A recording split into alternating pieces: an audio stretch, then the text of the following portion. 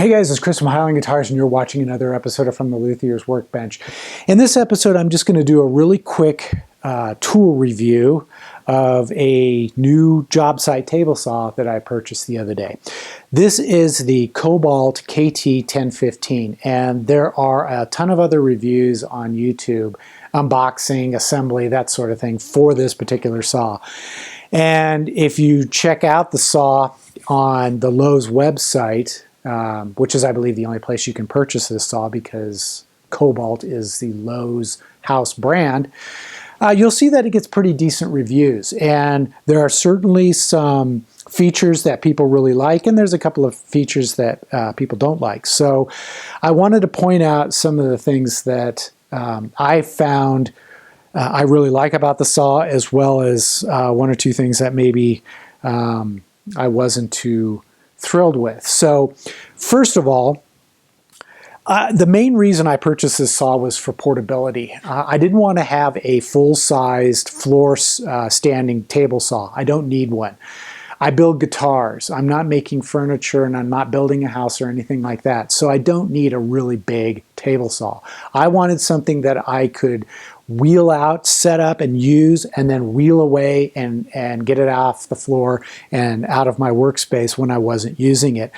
And this particular model comes with a folding stand. And you know, you got to remember, this is a job site saw, so it's not going to be as stable as a floor standing table saw, but it does a pretty decent job. And in comparison to all the other saws that I looked at that have some kind of a stand, this one was by far the most stable and the sturdiest. It's a really well-made stand, and when it's folded out and ready for use like this, if you want to move it around, it's just a matter of picking up the end here and wheeling it to wherever you need it.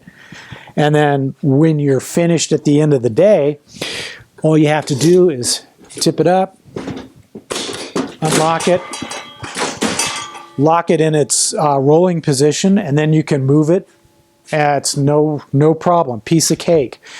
You know, and it's not a really heavy saw. I think it's around 90 pounds total, so it's not that big of a deal to move this around. You know, and then setting it back up again is just a matter of unfolding it. It self-locks into place.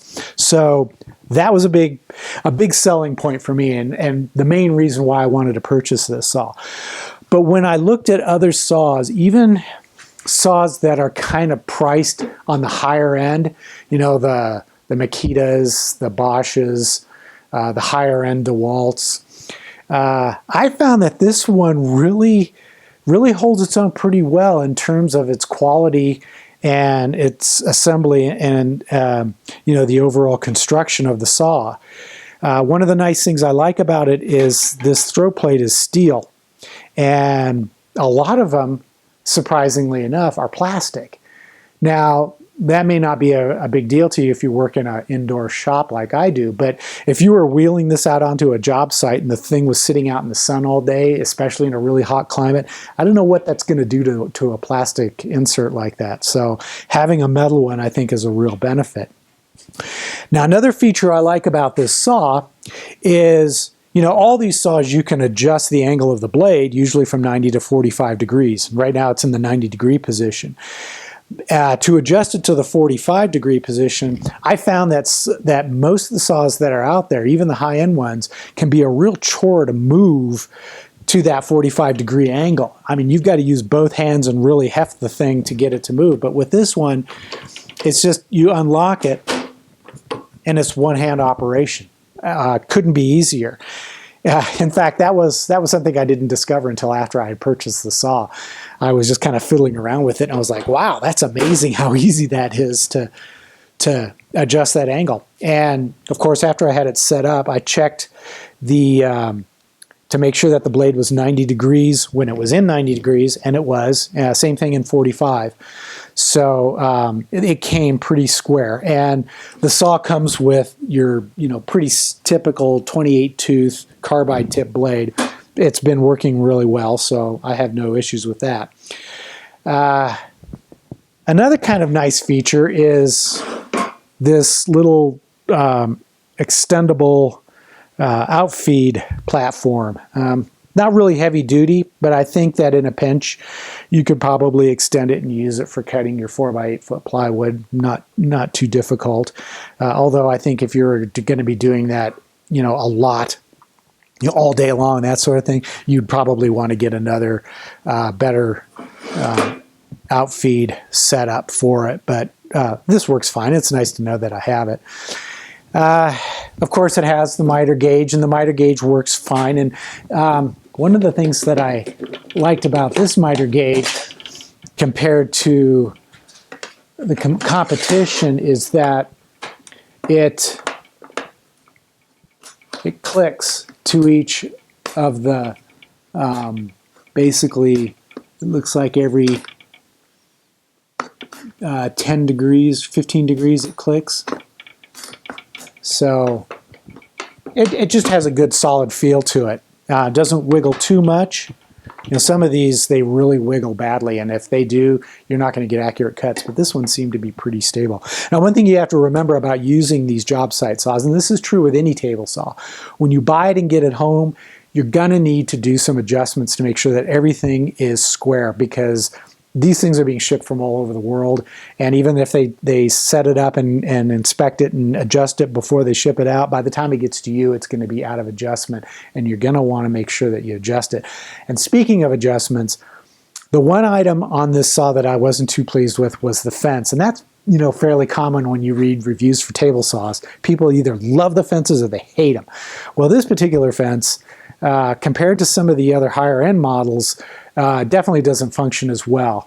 You've got to unlock it from both ends, and the movement is not as smooth. And of course, there's going to be a lot of this sort of play in it. However, what for me was a saving grace with this fence is that I can set it all the way to the end of the extension here. And you'd want to leave it unlocked when you do that. Then I can unlock the side extension and pull the blade, and probably what I would do is I would remove this blade guard and then move it all the way up and make sure that the fence is square to the blade, then lock it down, and it's always going to be square wherever you position it. And of course you can move it to the other side. So that was actually for me a saving grace, the fact that I could do that. A lot of the other saws, that's not going to be a possibility. And then I'm not going to swing this around, but back here there is a dust collection port.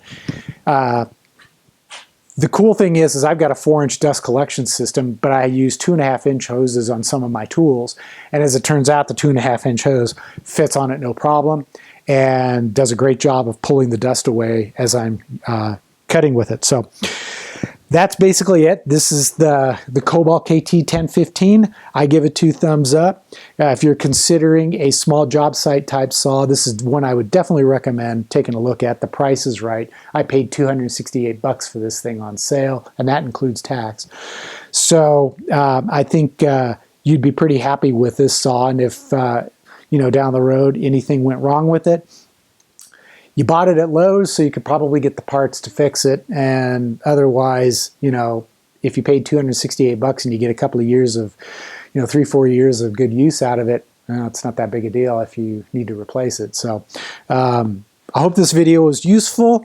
Give me, the thumbs up if you liked it. If you have any comments or questions, post them down below. And make sure you hit that subscribe button, the bell icon for notifications, all that good stuff. And I hope you have a great weekend and a great week ahead. We'll see you in the next episode.